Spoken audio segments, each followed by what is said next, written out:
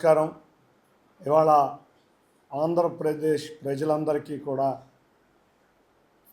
చక్కటి పండగ వాతావరణం లేక గత వారం రోజుల నుంచి జరుపుకున్న కార్యక్రమాలకి నిన్న అమరావతి రాజధానికి రాజముద్ర పడి ఇవాళ ఆంధ్రప్రదేశ్ ప్రజలందరూ పండగ జరుపుకునే విధంగా గౌరవ రాష్ట్రపతి గారు రెండు పార్లమెంట్లో ఆమోదించిన అమరావతి బిల్లుని రాజధానిగా నోటిఫై చేసే విధంగా ఉండే బిల్లుని వారు రాజముద్ర వేసి గెజిట్ నోటిఫికేషన్ కేంద్ర ప్రభుత్వం ద్వారా రిలీజ్ అయినందుకు ముందుగా అందరికీ కూడా ధన్యవాదాలు తెలుపుకుంటున్నాం. ఎందుకంటే మనం చూస్తే గత 50 సంవత్సరాల నుంచి కూడా ఈ ఆంధ్రప్రదేశ్, ఇప్పుడు విభజించబడిన ఆంధ్రప్రదేశ్ ఎప్పుడూ కూడా ఒక రాజధాని లేకుండా ఎన్నో ఇబ్బందులు పడతా ఉంది. ఆ రోజు మద్రాసు రాష్ట్రం నుంచి విడిపోయినాక కర్నూలు రాజధాని అనుకున్నాం, కానీ ఉమ్మడి ఆంధ్రప్రదేశ్గా హైదరాబాద్ రాజధాని అనుకుని అందరం కూడా హైదరాబాద్ రాజధాని కింద హైదరాబాదుని అభివృద్ధి చేశాం. అన్నిటికన్నా ముఖ్యంగా 2 రాష్ట్రాలు విడిపోయినాక మనం హైదరాబాద్ నుంచి మనకి రాజధాని కావాలి అని అందరం అనుకున్న సమయంలో గౌరవ ముఖ్యమంత్రి వర్యులు రాష్ట్రం మధ్యలో అమరావతి ఉండాలి, రాజధాని ఉండాలి అని ఆ రోజు అందరినీ ఒప్పించి, ఆఖరికి అక్కడ ఉన్న ప్రతిపక్ష నేతను కూడా ఒప్పించి అమరావతి రాజధాని ప్రారంభించడం జరిగింది. ఆ రోజు అందరూ కూడా రాజధానిని సమర్థించడం జరిగింది. ఆ రోజు అసెంబ్లీ వేదికగా 35,000 ఎకరాలు ఏంటి, 50,000 ఎకరాలు కావాలి రాజధానికని ఆ రోజు ప్రతిపక్ష నేత అసెంబ్లీ వేదికగా మాట్లాడటం మనం అందరం కూడా ప్రత్యేక సాక్షులమే. ఆ విధంగా ప్రారంభించిన అమరావతి ఆ రోజు ప్రధానమంత్రి గారి చేతుల మీదుగా ప్రారంభమైన ఈ అమరావతి దురదృష్టవశాత్తు 2019 ఎన్నికల ముందు ఒకటే మాట అన్నాడు, నేను ఇక్కడ చక్కటి ప్యాలెస్ కట్టాను కాబట్టి అమరావతి అనేది రాజధాని ఇక్కడే ఉంటుంది, అమరావతి రాజధానిలో నేను ప్యాలెస్ కట్టాను, చంద్రబాబు నాయుడు గారు ఇల్లు కూడా కట్టలేదని చెప్పి ప్రజలను మభ్యపెట్టి ఒక్క ఛాన్స్ ప్రభుత్వంతో అధికారంలోకి వచ్చిన ఈ ఊసరవెల్లి జగన్ రెడ్డి అధికారంలో రాగానే ఎన్ని మాటలు మార్చారో మనం కూడా చూసాం. 3 రాజధానులు అన్నారు, కొంచెంసేపు నాగార్జున యూనివర్సిటీలో రాజధాని అన్నాడు, తర్వాత ఆఖరికి 3 రాజధానులని ఎక్కడా కూడా 3 రాజధానుల్లో ఎక్కడా కూడా మట్టి కూడా వేయలేని పరిస్థితి. ఎందుకంటే ఆంధ్రప్రదేశ్ ప్రజల యొక్క ఆకాంక్షల్ని ఆ రోజు మనం చూస్తే కోర్టులు న్యాయస్థలాలే కాదు, ఒక పత్రికా ప్రతినిధులుగా మీరందరూ కూడా పోరాటం చేశారు. నిజంగా పత్రికా ప్రతినిధులకు కూడా ధన్యవాదాలు తెలుపుకోవాలి. ఎందుకంటే వాళ్ళ అమరావతి నిలబడిందంటే ముఖ్యంగా రాజధాని రైతుల త్యాగం.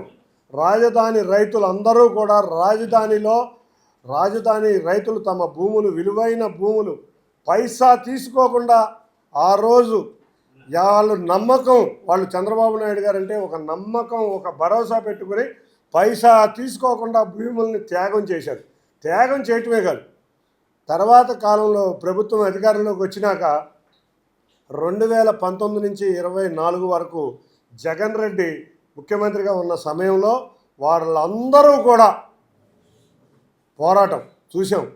వాళ్ళని ఎన్ని హింసలు పెట్టారో, ఈ నరకయాతన చూపించారో, మహిళలను అని వినకూడని అసభ్య పదజాలాలను కూడా వాడి వాళ్ళని చిత్రహింసలు పెట్టి రకరకాలుగా హింసించి వాళ్ళు ఏం చేశారు, వాళ్ళు నిరసన ప్రదర్శనలు తెలుపుతున్నా కూడా వాళ్ళ మీద కేసులు పెట్టి హింసించి వాళ్ళు అయినా కూడా మా ప్రాంతం అభివృద్ధి చెందాలి, రాజధాని అమరావతి దేశంలోనే బ్రహ్మాండమైన నగరం కింద అభివృద్ధి చెందాలి, ఆంధ్రుల కోరిక రాజధాని కావాలనే దానికి వారు ముందుండి పోరాడిన రైతుల త్యాగ ఫలమే ఇవాళ మన రాజధాని అమరావతి. అంతేకాకుండా రెండో వ్యక్తి గౌరవ ముఖ్యమంత్రి నారా చంద్రబాబు నాయుడు గారు, ఆయన అనుకున్నదే తడవుగా అమరావతి అంటే 4 భవనాలు కాదు, అమరావతి అంటే ఒక ఆర్థిక శక్తిగా ఉండాలి రాష్ట్రానికి. హైదరాబాదు ఆర్థిక శక్తిగా ఉంది, హైదరాబాదు నగరం ఆర్థిక శక్తి వల్లే తెలంగాణ రిచెస్ట్ స్టేట్గా డెవలప్ అయింది అని ఆయన వక్కానించడమే కూడా మనం రికార్డులు కూడా పరిశీలిస్తే 1.53 lakh crores ఉన్న తెలంగాణ తలసరి ఆదాయంలో 1.03 lakh crores ఓన్లీ హైదరాబాద్ వల్ల వస్తుంది అంటే మనం అర్థం చేసుకోవాలి రాజధాని యొక్క అవసరం ఏ విధంగా ఉందో. అంటే మన అమరావతి అనే నగరం వస్తే మన రాష్ట్ర తలసరి ఆదాయమే కాదు, మన బిడ్డల భవిష్యత్తు బాగుంటుందని ఆయన తలంచి ఆ రోజు ఆయన ఒక్క మాట పిలిస్తే 53 రోజుల్లో రైతులందరూ ఏకగ్రీవంగా 26,000 మంది రైతులు 33,000 ఎకరాలు మాట్లాడకుండా ఆయనకి ఇచ్చారు అంటే ఆయన మీద ఉన్న నమ్మకం, ప్రజల్లో ఉన్న ఆయన మీద ఉన్న విశ్వాసం. అటువంటి వ్యక్తి ఈ రాజధాని రావటంలో ముఖ్య భూమిక. చూస్తే ఎవరో కూడా ఈ బిల్లు రాదు, ఇవాళ వీళ్ళు ఏ కబుర్లు చెబుతున్నారు అని ముందు రకరకాల వ్యాఖ్యానాలు చేశారు. కానీ పార్లమెంటు వేదికగా బిల్లు రావటమే కాకుండా ప్రధానమంత్రి గారితో మాట్లాడి, హోంమంత్రి గారితో మాట్లాడి రాజధాని బిల్లును ప్రవేశపెట్టడమే కాకుండా దేశ చరిత్రలో ఒక రాష్ట్ర రాజధానికి నోటిఫికేషన్ ఫస్ట్ తెచ్చిన వ్యక్తిగా ఖ్యాతి చెందిన వ్యక్తి గౌరవ ముఖ్యమంత్రి నారా చంద్రబాబు నాయుడు గారు. ఇక్కడ మీరు ఇంకొక విషయం కూడా అర్థం చేసుకోవాలి. లోక్సభలో రాజ్యసభలో బిల్లు వచ్చిన సందర్భంగా మనం చూస్తే 2 రోజుల సమయమే మిగిలి ఉంది. 12:15కి లోక్సభలో బిల్లు ప్రవేశపెడితే 12:15కి అన్ని పక్షాలు కూడా అమరావతి ఇమ్మీడియట్గా కావాలి, దీని మీద ముందు చర్చిద్దాం అని 12:15కి అదే రోజు లోక్సభలో అన్ని పక్షాలు కూడా చర్చకు ఒప్పుకోవడం, అది అమరావతికి ఉన్న విశిష్టత. అంతేకాకుండా మీరు చూస్తే ఆ రోజు లోక్సభలో అన్ని పక్షాలు, ఇండియాలో ఉన్న ప్రతి పక్షం కూడా అమరావతి రాజధాని రావాలి, అమరావతి రాజధాని. ఇప్పటికే ఆంధ్రప్రదేశ్ రైతులు చాలా ఇబ్బందులు పడుతున్నారు, మహిళలు ఇబ్బంది పడ్డారు, అమరావతి రైతులు వాళ్ళకి న్యాయం చేయాలి, ఆంధ్రప్రదేశ్ రాష్ట్రానికి న్యాయం చేయాలి, రాజధాని రావాలని ముక్త కంఠంతో అటు విపక్షం ఇటు స్వపక్షం ముక్త కంఠంతో యునానిమస్గా బిల్లుని సపోర్ట్ చేస్తే, మన దురదృష్టవశాత్తు ఇక్కడ ఉన్న ప్రతిపక్షం కూడా హోదా లేని ఒక పార్టీ, వైసీపీ పార్టీ, ఆ రోజు బిల్లుని వ్యతిరేకిస్తూ వాకౌట్ చేయడం జరిగింది. లోక్సభలో ఆ స్టాండ్ తీసుకుంటే రాజ్యసభ వచ్చే సమయానికి అన్ని పక్షాలు మళ్ళీ సమర్థించినాయి. చూస్తే చర్చను లోక్సభలో కానీ రాజ్యసభలో కానీ ప్రారంభించింది కాంగ్రెస్ పార్టీ కూడా ఆఖరికి బ్రహ్మాండమైన మాటలు చెప్పి అమరావతి రైతులకి, అమరావతి మహిళలకి బాసటగా నిలిచింది. మాకు అన్ని పార్టీలు, ఆఖరికి శివసేన 2 పార్టీలు, నేషనల్ కాన్ఫరెన్స్ ఎన్సీపీ 2 పార్టీలు, జమ్మూ కాశ్మీర్లో ఉన్న పార్టీల కాంచి కన్యాకుమారి వరకు ఉన్న అన్ని పార్టీలు మాకు అండగా నిలిచి అమరావతికి నిలిస్తే రాజ్యసభలో బిల్లుని వ్యతిరేకిస్తున్నాం, క్లియర్గా వాళ్ళు చెప్పిన వాయిస్ మీరు చూస్తే బిల్లుని వ్యతిరేకిస్తున్నాం అని వాకౌట్ చేశారు. అంటే లోక్సభలో ఒక స్టాండ్, రాజ్యసభలో ఒక స్టాండ్. వాళ్ళ స్టాండ్ వాళ్ళకే అర్థం కాదు. ఇక ప్రతిపక్ష హోదా కూడా కోల్పోయిన Pulivendula MLA Jagan Reddy press meet పెట్టి ఆ రోజు బిల్లు వస్తుంటే ఏంటండి ఆ మాటలు? ఒక వెటకారం. రాజధాని అంటే మేమందరం కూడా ఒక సెంటిమెంట్, మాకు రాజధాని అంటే మాకు ఒక అవినావభావ సంబంధం ఉండేది. ఇదివరకు ఆ కంబైన్డ్ రాష్ట్రంలో హైదరాబాద్ అంటే మాకు ఎంత అవినావభావ సంబంధం ఉందో, మాకెంత సెంటిమెంట్ ఉందో, అదేవిధంగా ఆంధ్రప్రదేశ్ రాజధాని కూడా అదే సెంటిమెంటు, అదే అవినావభావ సంబంధం ఉండాలని మేము కోరుకుంటాం.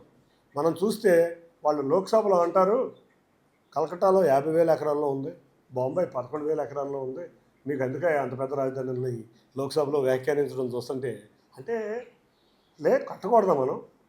బొంబాయి మించిన నగరాన్ని కట్టకూడదా? లేకపోతే మనం హైదరాబాదు మించిన నగరాన్ని కట్టకూడదా? లేకపోతే కలకట్టా మించిన నగరాన్ని కట్టకూడదా? ఏంటి వీళ్ళ ఉద్దేశం? ఇంకోటి అంటారు, అసలు రాజధాని విస్తీర్ణం ఎంతో చెప్పంటారు. హైదరాబాద్ విస్తీర్ణం ఇప్పటికీ చెప్పగలిగామా? హైదరాబాదు ప్రారంభించినప్పుడు నవాబుల సమయంలో ప్రారంభించిన హైదరాబాదు ఎక్స్టెంట్ అంతా, చంద్రబాబు నాయుడు గారు ఉమ్మడి రాష్ట్ర ముఖ్యమంత్రిగా ఉన్నాక రాజధాని విస్తీర్ణం ఎంత? ఎవడన్నా చెప్పగలుగుతారా రాజధాని విస్తీర్ణం? అసలు ఏం మాట్లాడతారు వీళ్ళు? రాజధాని విస్తీర్ణం అంట బిల్లులో పెట్టాలంట. అంటే విస్తీర్ణం బిల్లులో పెడతారా? హైదరాబాద్ ఇవాళ ఎంత విస్తరించింది? 1,10,00,000 ప్రజల ఉన్న హైదరాబాదు అంటే అమరావతిని ఇప్పుడే చెప్పాలా? ఈ 20,000 మందికి, లేకపోతే 5 ఎకరాలకి 10 ఎకరాలకి అని పెరుగుతూ ఉంటుంది. మనకు వచ్చే ఇన్వెస్ట్మెంట్స్ ద్వారా పెరుగుతూ ఉంటుంది. కాబట్టి వాళ్ళ అమరావతి రాజధాని, చక్కటి రాజధాని. అందరూ కూడా లోక్సభలో రాజ్యసభలో అందరూ వక్తలు ఒకటే చెప్పారు. అన్నిటికన్నా గొప్ప విషయం ఇంకోటి కూడా ఉంది లోక్సభ రాజ్యసభలో. అమరావతి రాజధాని దేశం గర్వించే విధంగా ప్రపంచవ్యాప్తిగా ఉన్న మంచి నగరాల్లో ఒకటి కాబోతుందని అందరూ కూడా ఆ రోజు వ్యాఖ్యానించడమే కాకుండా ఆశీర్వదించారు. మరొక విషయం ఏంటంటే దేశ ప్రజలందరూ కూడా గౌరవ ముఖ్యమంత్రి నారా చంద్రబాబు నాయుడు గారి యొక్క గొప్పతనాన్ని విపక్షం స్వపక్షం అందరూ కూడా చెప్పడం ఆ రోజు మీరు చూస్తే అన్ని పార్టీలు కూడా ఎస్ చంద్రబాబు నాయుడు గారు కట్టగలరు, ఆయన ముఖ్యమంత్రిగా అమరావతి బ్రహ్మాండమైన రాజధాని రాబోతుంది, ఆయన సభామర్దత మాకు తెలుసని ప్రతి పార్టీ పొగిడిందంటే అది ఒక ముఖ్యమంత్రికి ఒక ప్రధానమంత్రి స్థాయిలో ఉన్న విలువ. అటువంటి విలువ కలిగిన ఏకైక నాయకుడు నారా చంద్రబాబు నాయుడు గారు ఉంటాం. అమరావతికి ఏదన్నా బ్రాండ్ ఉందంటే అది బ్రాండ్, ఆంధ్రప్రదేశ్కి ఏదన్నా బ్రాండ్ ఉందంటే అది బ్రాండ్ చంద్రబాబు నాయుడు గారుగా మేము చాలా సమావేశాల్లో ఢిల్లీలో గుర్తించడం జరిగింది. ఇక ప్రతిపక్ష నేత ప్రెస్ మీట్ చూస్తే ఒక అమరావతిని అవహేళన చేసేటట్టు, ఒక రాజధానిని అవహేళన చేసేటట్టు, ఒక కామెడీ పీస్ లాగా రాజధాని చేసేటట్టు, అంతేకాకుండా ఎక్కడో సౌత్ ఆఫ్రికాలోనో లేకపోతే సౌత్ అమెరికాలోనూ కూడా పెట్టలేని పేరు తిరగని పేర్లు, ఆ పేర్లు కూడా చూస్తే ఒక కపటి నాటకం దాంట్లో దాగుంది. ఆ కపటి నాటకం ఏంటంటే వాళ్ళు అమరావతి పేరుని అపహాస్యం చేసే విధంగా మావి గన్ అంట. అసలు చూస్తే ఇంతకన్నా దారుణమైన పరిస్థితి ఏమైనా ఉందా? ఒక ఢిల్లీ పేరుంటే ఒక వైబ్రేషన్ వస్తుంది, ఒక హైదరాబాద్ పేరుంటే ఒక వైబ్రేషన్ వస్తుంది, ఒక ముంబై పేరుంటే ఒక వైబ్రేషన్ వస్తుంది, ఒక వైజాగ్ అంటే ఒక వైబ్రేషన్ వస్తుంది, ఒక మచిలీపట్నం అంటే ఒక వైబ్రేషన్ ఉంది, గుంటూరు అంటే ఒక వైబ్రేషన్. అన్నిటికన్నా నేను ఉండే విజయవాడ అంటే అదొక విజయవాడే ఒక వైబ్రెంట్ సిటీ. ఇటువంటి చక్కటి పేర్లు ఉన్న నగరాల్లో ఉంటే అమరావతికి ఒక అపహాస్యం చేసే పేరుని ఇచ్చావు అంటే నీ చరిత్ర ఎంత హీనంగా ఉందో ఇవాళ ఆంధ్రప్రదేశ్ ప్రజలకు అర్థమవుతుంది. మేమందరం కూడా పేరుతో సహా నగరాన్ని గొప్ప నగరంగా భావించాలని కలిసాం. అటువంటి నగరాన్ని నువ్వు అపహాస్యం చేసేటట్టు నువ్వు పెట్టి పేరును కూడా ఒక కామెడీ పీస్ చేస్తున్నావంటే నీకున్న క్రెడిబిలిటీ అర్థమవుతుంది. అందరికీ ఒకటే గుర్తుంచుకోవాలి, మళ్ళీ మాయ నాటకాలు మళ్ళీ మొదలైంది. మావి గన్ అంటే అసలు మావి గన్ అంటే ఏంటి? మచిలీపట్నం, విజయవాడ, గుంటూరా? మరి అమరావతి రాజధాని ఎక్కడుంది? నాకు అర్థం కావట్లా. ఇవాళ సిఆర్డిఏ రీజన్ మొత్తం అమరావతి రాజధాని కింద నోటిఫై అయ్యింది. విజయవాడ ఎక్కడుంది? సిఆర్డిఏలో ఉంది. గుంటూరు ఎక్కడుంది? సిఆర్డిఏలో ఉంది. బందర్ బార్డర్ వరకు కూడా సిఆర్డిఏ రీజనే ఉంది. నందిగామ విజయవాడలో ఉంది, సిఆర్డిఏలో ఉంది, అంటే అమరావతిలో ఉన్నట్టే. తెనాలి సిఆర్డిఏలో అమరావతిలో ఉంది, మంగళగిరి అమరావతిలో ఉంది. అంటే ఇంత విస్తీర్ణమైన నగరంలో సుమారు మచిలీపట్నం దగ్గరికి కూడా మేము వెళ్ళి క్యాపిటల్ని సిఆర్డిఏ రీజన్ని తీసుకొస్తే నువ్వు మళ్ళీ కాపటదారు విజయవాడకి ఏదో చేద్దామన్నట్టు, గుంటూరుకి ఏదో చేద్దామన్నట్టు. మేము ఉన్నాం ఆల్రెడీ క్యాపిటల్లో, నీకు అసలు ముఖ్యమంత్రి చేసావయ్యా నువ్వు. అసలు సిఆర్డిఏ రీజన్ లిమిటే తెలియపోతే అట నాకు అర్థం కావట్లా. సిఆర్డిఏ రీజన్ లిమిటే మచిలీపట్నం వరకు ఉంది, సిఆర్డిఏ రీజన్ లిమిటే గుంటూరు దాటి ఉంది, సిఆర్డిఏ మధ్యలో విజయవాడ నగరం ఉంది. ఇంకా కావాల్సింది ఏముంది? విజయవాడ నగరం ఒక విశిష్టత ఏంటంటే నీ పార్టీని ఏ రోజు కూడా విజయవాడ నగరానికి మా వాళ్ళకి అందరికీ అర్థమయ్యే ఉంది కాబట్టి మా ప్రజలందరూ కూడా ఏ రోజు నీకు ఇక్కడ ఒక లోక్సభ సభ్యత్వం కూడా ఇచ్చే పరిస్థితిలో ఈ నగరం లేదు. నువ్వు దొంగ నాటకాలు ఆపుమని కోరుకుంటూ ఇవాళ చిలక పలుకులు పలుకుతున్నారు కొంతమంది జగన్ శిష్యులు. చిలక పలుకులు వెనక వాళ్ళ బాధ మా అందరికీ తెలుసు. పార్లమెంటు వేదికగా ఏం జరిగిందో మాకు తెలుసు. వాళ్ళ పార్లమెంటు సభ్యులు మా దగ్గరికి వచ్చి చాలా బాధను వ్యక్తం చేశారు. వాళ్ళ అమరావతి వల్ల ఇబ్బంది పడుతున్నాం, మావిగన్ అని మా వాడు మళ్ళీ ఒక కామెడీ పీస్ చేశారని చెప్పి ఇబ్బంది పడుతున్నారు. చిలక పలుకులు పలికిద్దామని చూసుకుంటున్నాం. ఈ చిలక పలుకులు వాళ్ళ పెదవాళ్ళ నుంచే వస్తున్నాయి కానీ వాళ్ళ గుండెల నుంచి రావట్లేదు. పాపం వాళ్ళ బాధ్యతను చూస్తే నాకు కూడా బాధగా ఉంది. ఇప్పుడైనా ఖైదీలుగా విముక్తై ఈ ప్రాంత అభివృద్ధికి మీరు మాతో రండి అంటే మాతో సహకరించండి. మీరు అప్పటికైనా చరిత్రలో ఏదో చిన్న ప్లేస్ అన్నా ఉంటుంది. ఇవాళ ఒకటే చెప్తున్నాను, అమరావతిలో నేను ఒక బ్రహ్మాండమైన ప్యాలెస్ కట్టాను, అమరావతి రాజధానిగా ఉండబోతుంది. కాబట్టి నేను ఎలక్షన్లో 2019లో నాకు ఒక్క ఛాన్స్ ఇవ్వండి, అమరావతి రాజధాని అని చెబితే నీకు ప్రజలు ఒక్కసారి చూద్దామని అధికారం ఇచ్చారు. అది కూడా ప్రజల్ని రకరకాలుగా మభ్యపెట్టి రకరకాలుగా డ్రామాలు ఆడితే ఒక ఛాన్స్ ఇచ్చారు. నువ్వు 3 రాజధానులు అనగానే మేము 2024 ఎలక్షన్స్కి విశాఖపట్నం శ్రీకాకుళం నుంచి అనంతపూర్ వరకు అమరావతి రాజధానిగా ఉండబోతుందని ఎలక్షన్లో ఇస్తే కూటమి ప్రభుత్వానికి 94% స్ట్రైక్ రేట్ ఇచ్చారు. నువ్వు 3 రాజధానులు అంటే జగన్ రెడ్డి 11 రెడ్డి అయ్యాడు. ఇప్పుడు అమరావతిని వ్యతిరేకించటం వల్ల ఈ జగన్ రెడ్డి 11 రెడ్డి 3 రాజధానుల వల్ల అయ్యాడు. అదే 11 రెడ్డి 0 రెడ్డి కాబోతున్నాడు. ఇవాళ చరిత్రహీనుడు కాబోతున్నాడు. కాబట్టి ప్రజలందరూ నీ మీద వ్యతిరేకతతో ఉన్నారు. మీరు మావిగన్నని జనాల్లోకి వస్తే ఇవాళ ప్రజలు మీకు శాస్తి చేస్తారు. ఇవాళ దీన్ని ఘంటాపదంగా చెబుతున్నా. ఇంకొకటి, మీడియా హౌసుల మీద ధర్నాలు చేపించి నువ్వు టాపిక్ డైవర్ట్ చేద్దామని అనుకుంటున్నావేమో.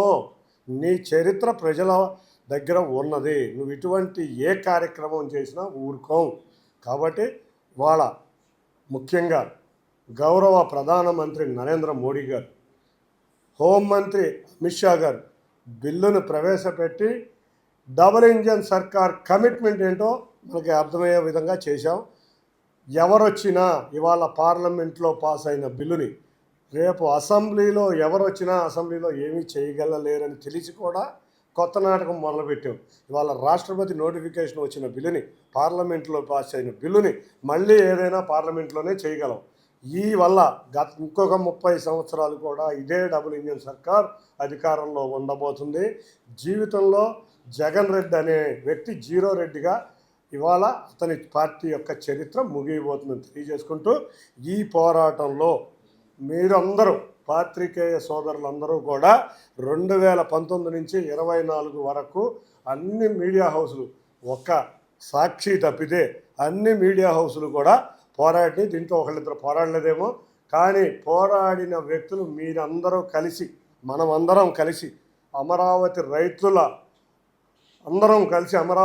రైతుల యొక్క త్యాగం, అంతేకాకుండా గౌరవ ముఖ్యమంత్రి గారి యొక్క కమిట్మెంట్, గౌరవ పవన్ కళ్యాణ్ గారి యొక్క కమిట్మెంట్, మా యువ నాయకుడైతే నారా లోకేష్ గారు అయితే అమరావతి బిల్లుని పార్లమెంట్లో పాస్ అయ్యేదాకా, గత పాదయాత్ర నుంచి చెప్తున్నారు అమరావతి రాజధానిని పాస్ అయ్యేదాకా ఆయన చివరి క్షణం వరకు ఉన్నారు. మీ అందరికీ, ముఖ్యంగా ఆంధ్రప్రదేశ్ ప్రజలకి అందరికీ కూడా ఈ శుభదినం రోజున శుభాకాంక్షలు, ధన్యవాదాలు తెలుపుకుంటున్నాను.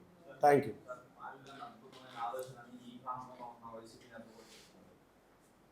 మావిగన్ విజయవాడ క్యాపిటల్లో ఉంది, గుంటూరు క్యాపిటల్లో ఉంది. మావిగన్కి అర్థం ఏంటో తెలియదు. మేమందరం కూడా ఒకటే అంటున్నాం, మా పేర్లను చెడగొట్టదు. మాకు విజయవాడ అంటే ఒక వైబ్రెంట్, గుంటూరు అంటే ఒక వైబ్రెంట్. అమరావతి ప్రాంతంలో గుడివాడ, విజయవాడ, గుంటూరు వంటి ప్రాంతాలన్నీ ఈ అమరావతి దానిలో భాగం. ఈ భాగం అయినాయి కాబట్టే ఇవాళ ప్రజలందరూ పండగ చూసాం. దీపావళి ఎప్పుడో సెప్టెంబర్ అక్టోబర్లో రావాల్సిన దీపావళి మొన్న వచ్చి రాష్ట్ర ప్రజలందరూ దీపాలు వెలిగించి పండగ వాతావరణం చేశారు. లిప్ మీద నుంచి వచ్చే మాటలు ఒకటి ఉంటాయి, హార్ట్లోంచి వచ్చే మాటలు ఒకటి ఉంటాయి. ఇవాళ కామెడీ పీస్ అయిపోయామని అందరికీ అర్థమవుతుంది. ఈ మధ్య ఇందాక కూడా చెప్పాను, పాపం ప్రజలు చాలా సీరియస్గా చంద్రబాబు నాయుడు గారు వచ్చారు, మన పిల్లల భవిష్యత్తు బాగుండాలని, పిల్లలేమో చదువుకుంటున్నారు, ప్రజలేమో వ్యాపారాలు చేసుకుంటున్నారు, రైతులేమో వ్యవసాయం చేసుకుంటున్నారు. సీరియస్నెస్ ఉంది. ఈ సీరియస్నెస్లో కామెడీ మిస్ అయింది. ఈ కామెడీ మిస్ అయిన టైంలో కామెడీ పీస్ వచ్చాడు. ఈ కామెడీ పీస్ ఎవడో కాదు, పులివెందుల ఎమ్మెల్యే జగన్ రెడ్డి. ఈ కామెడీ పీస్ చేసింది ఏంటంటే మావిగ్ గన్ అంట. పేరు మీకు కామెడీ కనిపించలేదా? మీకే, మీ పాత్రికేయ సోదరులందరినీ అడుగుతున్నా. ఒక కామెడీ పీస్ వచ్చి రాష్ట్రాన్ని చక్కగా 1 రోజు 2 రోజులు నవ్వించాడు. ఈ మా నాయకుడే నవ్వించాడు, మేమెందుకు నవ్వించలేమని చెప్పి కొంతమంది వచ్చారు. వీళ్ళకేమో మాట తిరగదు, మాట్లాడలేరు. వీళ్ళందరూ వచ్చి మళ్ళీ మావిగా అన్నాడు. అసలు ఏంటి బాబు మీ బాధ? ఇవాళ విజయవాడ నగరం ఉంది, మేము వచ్చాం 2014 నుంచి 19 వరకు 34 రోడ్లు వేసాం విజయవాడ నగరంలో. డబుల్ రోడ్లు వేసాం. స్టామ్ వాటర్ డ్రైనేజీకి 430 కోట్లు ఆ రోజు ఖర్చు పెడితే, తీసుకొస్తే 230 కోట్లు మేము ఖర్చు పెడితే 200 కోట్ల రూపాయలు మీ ప్రభుత్వంలో డైవర్ట్ అయింది. అంతేకాకుండా విజయవాడ నగరానికి అవసరమైన సదుపాయాలన్నీ కూటమి ప్రభుత్వం చేసింది. ఇవాళ మేము అధికారంలోకి వచ్చాం. 2019 నుంచి 24 వరకు ఒక్క రోడ్డు వేసిన పాపాలు పోలా, ఒక్క డ్రైనేజ్ చేసిన పాపాలు పోలా, ఒక్క మంచినీళ్ళు సరిగ్గా ఇచ్చిన పాపాలు పోలా. ఆ రోజు మున్సిపల్ కార్పొరేషన్ మీ అధికారంలోనే ఉంది, ఆ రోజు రాష్ట్ర ప్రభుత్వం నీ చేతిలోనే ఉంది. విజయవాడకి ఒక్క పని చేయలే. విజయవాడ నగరం మేము వచ్చినాక ఇవాళ సాయంత్రం విజయవాడలో 3 రోడ్లు, ఆటో నగర్లో 3 రోడ్లకు సిఆర్డీఏ ద్వారా శంకుస్థాపన చేయబోతున్నాం. 3 రోడ్లకి విజయవాడలో ఉన్న ఆటో నగర్లో 1,00,000 మంది కార్మికులు పనిచేస్తున్నారు. ఈ 1,00,000 మంది కార్మికులకి లారీలు కనుక రాలేకపోతే వాళ్ళ జీవనోపాధి ఇబ్బంది పడుతుంది. విజయవాడ నగరవాసులకి ట్రాఫిక్ ఇబ్బంది లేకుండా చుట్టుపక్కల ప్రాంతాల నుంచి లారీలు 24 గంటలు ఆటో నగర్లోకి వెళ్ళేటట్టు ఇవాళ 3 రోడ్లు శంకుస్థాపన పెట్టాం. అంత ముందులో శక్తి కళ్యాణ మండపం రోడ్డు శంకుస్థాపన పెట్టి ఆటో నగర్లో ఉన్న 1,00,000 కార్మికులకి మేము చేసాం. రేపు మధ్యాహ్నం మా విజయవాడ మున్సిపల్ స్టేడియం, ఎన్నో సంవత్సరాల నుంచి ఉన్న విజయవాడ మున్సిపల్ స్టేడియం ప్రజల కోరిక ఏంటంటే మంచి స్టేడియం కావాలి అని. ఆ విజయవాడ మున్సిపల్ స్టేడియంకి 60 కోట్లు, మొదటి దశగా 60 కోట్లతో క్రికెట్కు సంబంధం లేకుండా మిగతా క్రీడలన్నీ అక్కడ ఉండే విధంగా అక్కడ రేపే శంకుస్థాపన చేస్తున్నాం. అన్నిటికన్నా ముఖ్యంగా మేము 8 ఆర్ఓబీలు అరివీలు తెచ్చాం, ఫ్లైఓవర్లు తెచ్చాం. గొల్లపూడి నుంచి ఇబ్రహీంపట్నం నుంచి విజయవాడ వరకు ఫ్లైఓవర్ తెచ్చాం. మచిలీపట్నం పోర్టుని మేము త్వరగా పరిగెత్తించి 1.5 సంవత్సరం కాలంలో పోర్టు ఓపెన్ చేయబోతున్నాం. అక్కడ మీరు చూస్తే మచిలీపట్నంలో పోర్టే కాకుండా defence TSC Goa ship yard ఒక వెసల్ మేకింగ్ యూనిట్ కూడా మచిలీపట్నంలో పెట్టబోతుంది. ఇది కాకుండా బెల్లు ఓపెన్ చేసాం. మేము 2014లో ప్రారంభించిన బెల్లు మధ్యలో వీళ్ళు వచ్చేపాటికి ఆగిపోయింది. బెల్లు ప్రారంభించాం. అవనిగడ్డలో శాటిలైట్